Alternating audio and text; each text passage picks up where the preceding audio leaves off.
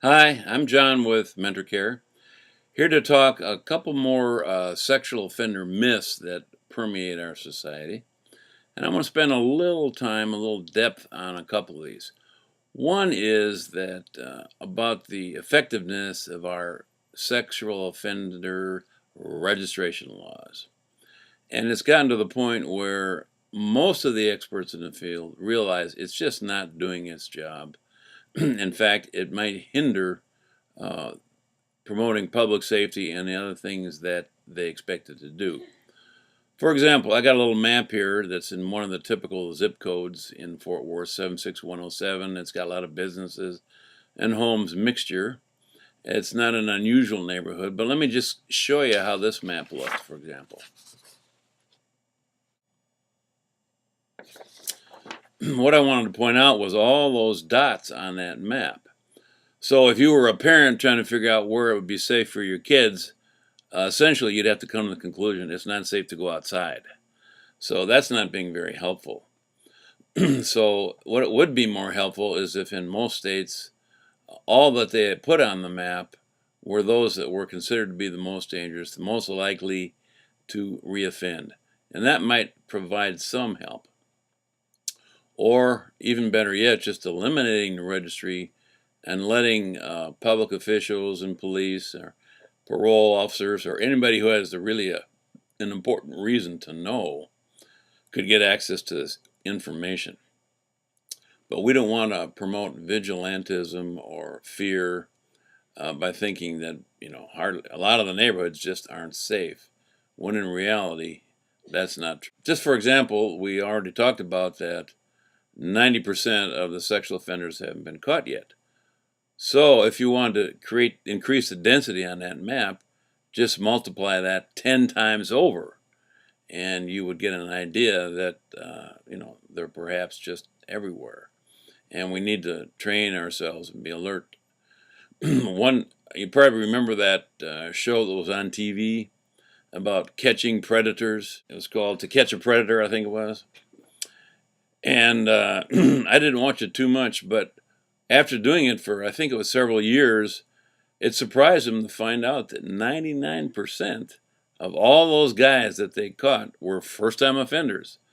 It was just one or two of them, or whatever it was, were actually a registered sex offender.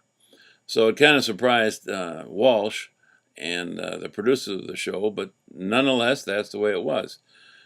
Most of them had never been caught at any kind of sexual offense, which offended some people in and of itself. But the point is that there's a lot of them out there, and the registry law is not promoting its intended effects.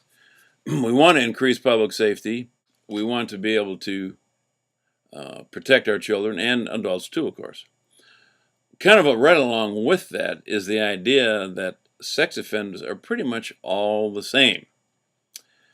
Unfortunately, our laws are designed on just the very few small percent, the 2 or 3 or even 1%, that are violent in their sexual offense, that would maybe kidnap and even murder their victims. Unfortunately, all the laws are based on those. So all the way down to, I think in Texas we have over 14,000 kids, 10 age of under, on the sex offender registry list.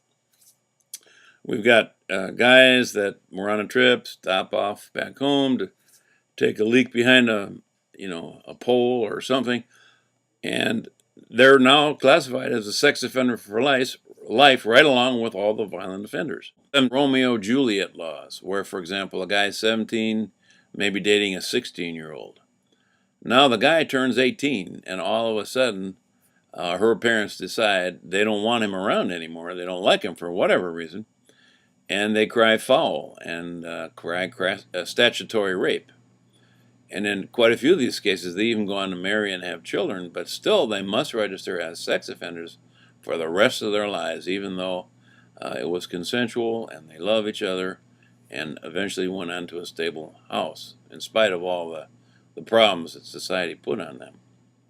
And then there's, of course, there's all kinds of sex offenders. There's rapists, there's actual predators that stalk, there's peeping toms, there's exposers, and all of these, you have to be fair and say you just can't consider them all the same. You can't treat them all the same.